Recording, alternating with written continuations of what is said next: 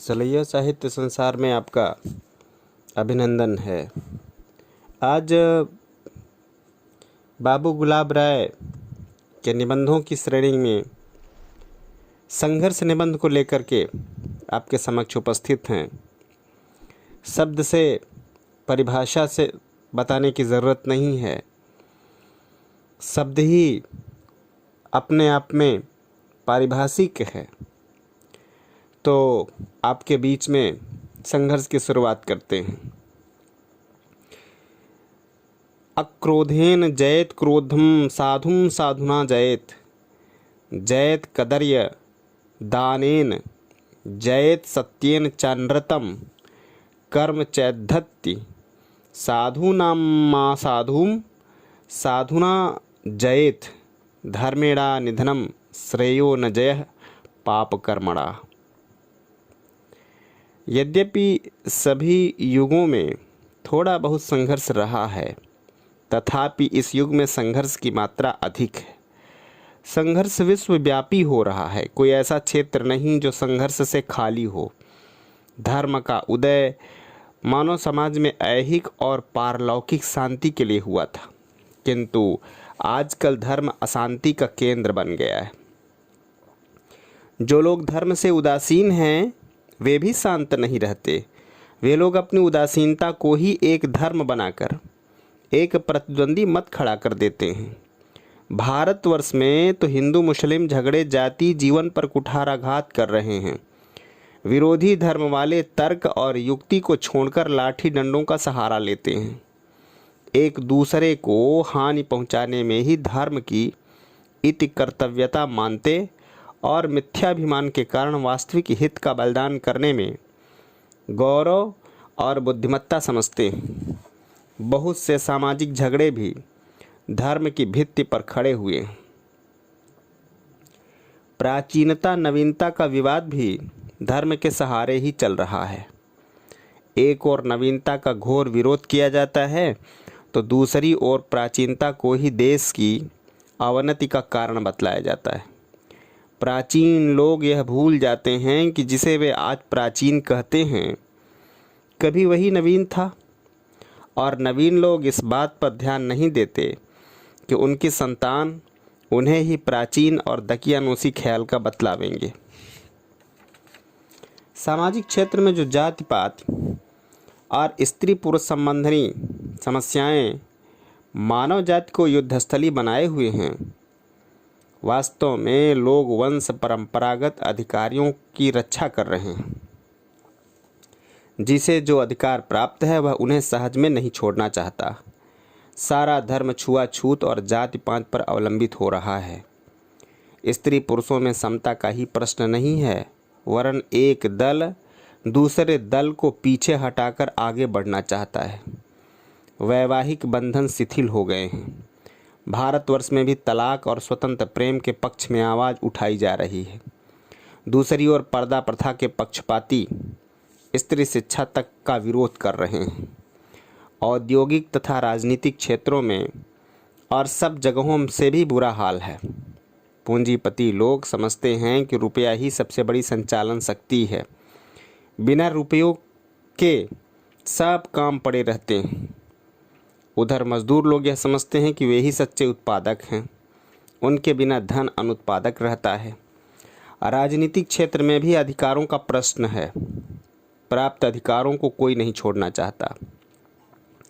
विजित जातियां मनुष्यों के समान अधिकारों की दुहाई देती हुई कहती हैं कि वे बंधनों में कब तक जकड़ी रहें, और विजेतागण अपने को विजित लोगों का हित रक्षक बताते हुए इन बंधनों को रक्षा के साधन और उन्नति के विधायक सिद्ध करते हैं।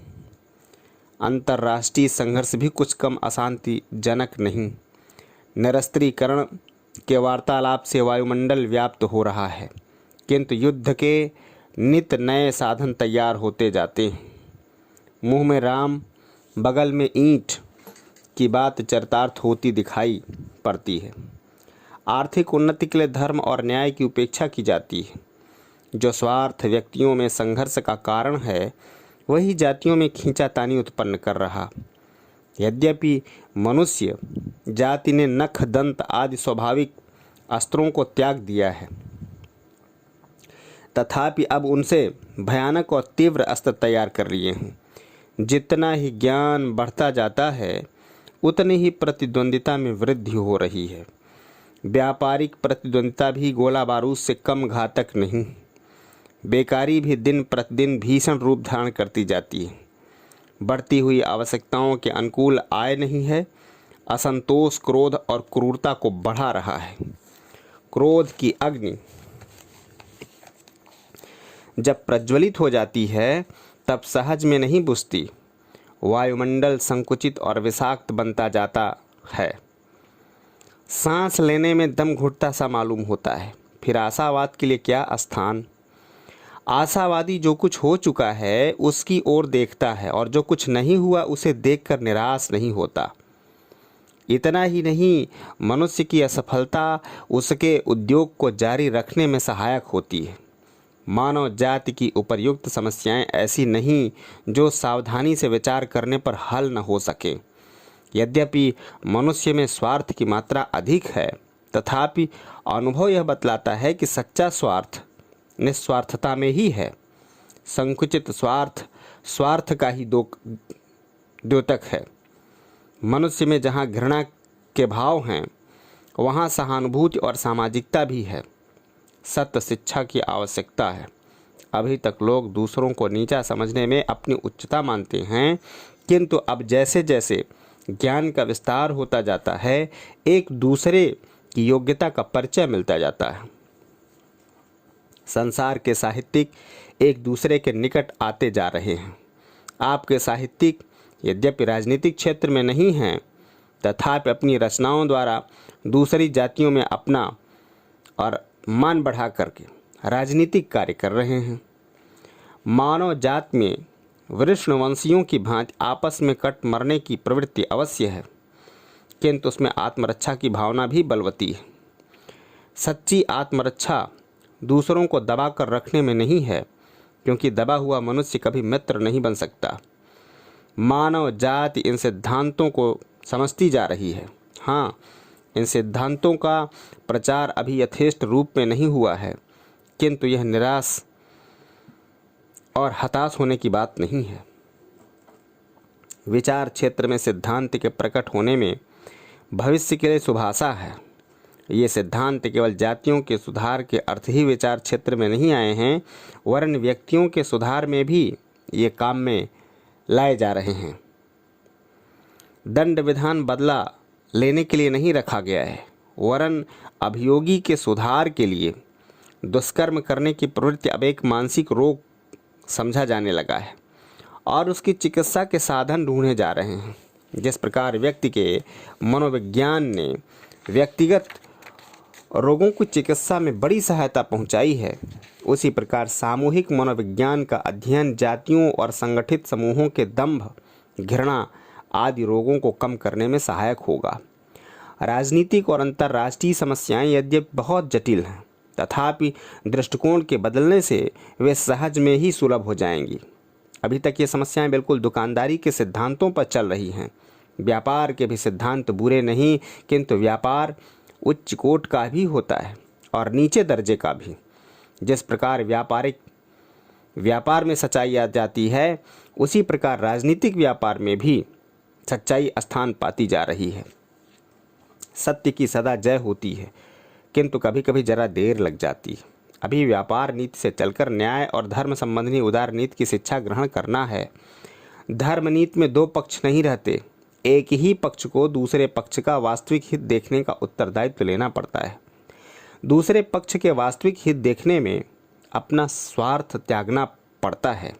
इसके लिए शिक्षा की आवश्यकता है। वह शिक्षा हमें स्वयं देनी चाहिए। स्वयं चरित्रवान बनकर दूसरों को भी शिक्षा दे सकते हैं। साम्य स्थापित करने के लिए परस्पर आदान प्रदान अपेक्षित है। पहले स्वयं दान करना चाहिए, फिर दूसरों के प्रत्युपकार की आशा रखनी चाहिए। निष्काम कर्म किया जाए तो सबसे अच्छा हो। सज्जनता कभी निष्फल नहीं जाती। अन्य समस्याएं भी परस्पर आदान प्रदान से हल हो सकती हैं। यद्यपि धर्म में अंधविश्वास के लिए अब भी गुंजाइश है, हम आदर का व्यवहार चाहते हैं, हम उदारता चाहते हैं, हम अपने जीवन में समरसता चाहते हैं, हम अपने प्रेम और दया की निस्निग्धता और आर्द्रता देखने को उत्सुक हैं। यही धार्मिक भाव है। यदि हम अपने ईश्वर को व्यापक रूप में देखना चाहते हैं तो ईश्वर की संतान से विरोध करना उचित नहीं है। यदि दूसरे अज्ञानांधकार में हैं तो हमें चाहिए कि उन्हें ज्ञान का प्रकाश दिखलावें, न कि अपने अज्ञान से उनका अज्ञान द्विगुणित कर दें। प्राचीन नवीन का भी झगड़ा उदारता की अपेक्षा रखता है। प्राचीनों को यह ख्याल करना चाहिए कि संसार परिवर्तनशील है, समय की गति किसी को रोके नहीं रुकती, किंतु वे लोग उस परिवर्तन को उच्छृंखलता में परिणत होने से रोक नहीं सकते। नवीनों को भी इस बात को मानना पड़ेगा कि हमें नवीन इमारत पुरानी नींव पर ही बनानी है। हमें उन्नति अवश्य करनी है, परंतु एक क्रम से। केवल परिवर्तन से कोई अर्थ नहीं सधता है। हमें उन्नति चाहिए। उन्नति में क्रम और विकास रहता है। क्रम में पूर्वापर संबंध का विच्छेद नहीं होता। हमें चाहिए कि हम अपना जातीय व्यक्तित्व रखते हुए उन्नति करें। जाति पात की समस्या में हमें पहले समझ लेना चाहिए कि कोई जन्म मात्र का अधिकार स्वीकार करने को तैयार न होगा।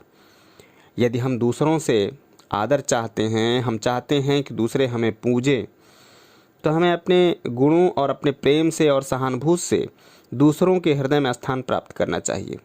पतितों को भी चाहिए कि हम जिनकी समता चाहते हैं उनकी समता के योग्य बने। दोनों ही ओर योग्यता की आवश्यकता है। बिना योग्यता के अधिकार नहीं मिलता। हाँ, मनुष्य मात्र के अधिकार सबको प्राप्त हैं। व्यक्ति चाहे योग्य हो चाहे अयोग्य, उसे अपनी नैतिक आवश्यकताओं की पूर्ति का अधिकार है। स्त्री पुरुष समस्या का मूल कारण यह है कि पुरुष स्त्रियों को अपनी स्वार्थ सिद्धि का साधन समझते हैं। स्त्रियां भी प्रायः ऐसा ही समझने लगी हैं। विवाह अब आध्यात्मिक सहयोग का साधन नहीं रहा। विवाह का आधार इंद्रियों का आकर्षण हो गया है, मन का आकर्षण नहीं। यही तलाक और स्वतंत्र प्रेम का कारण है। इसमें भी शिक्षा की आवश्यकता है। दृष्टिकोण को धार्मिक बनाने से सारी समस्याएं हल हो सकती हैं। आत्मवत्स सर्वभूतेषु मानना ही सच्ची धार्मिकता है। यह आशावाद अकर्मण्यता नहीं है। असंतोष क्रिया का प्रेरक अवश्य होता है, किंतु उसके साथ आशा और विश्वास की आवश्यकता है। यदि हमें मनुष्य जाति की उच्च संभावनाओं में विश्वास नहीं तो सारी शिक्षा निकल ही जाती है। उद्योग भी हल्का पड़ जाता है। जो श्रद्धा और विश्वास धर्म में आवश्यक है वे कार्य क्षेत्र में भी अपेक्षित हैं। मनुष्य जाति की उच्च संभावनाओं में विश्वास रखते हुए हम अपने कार्य को उत्साहपूर्वक कर सकते हैं। संसार संघर्षमय अवश्य है, किंतु हम कम से कम अपने अंश में संघर्ष को कम कर सकते हैं। हमारी सद्भावनाएं निष्फल नहीं जाएंगी। लगन के आगे कोई प्रतिबंध नहीं ठहरता।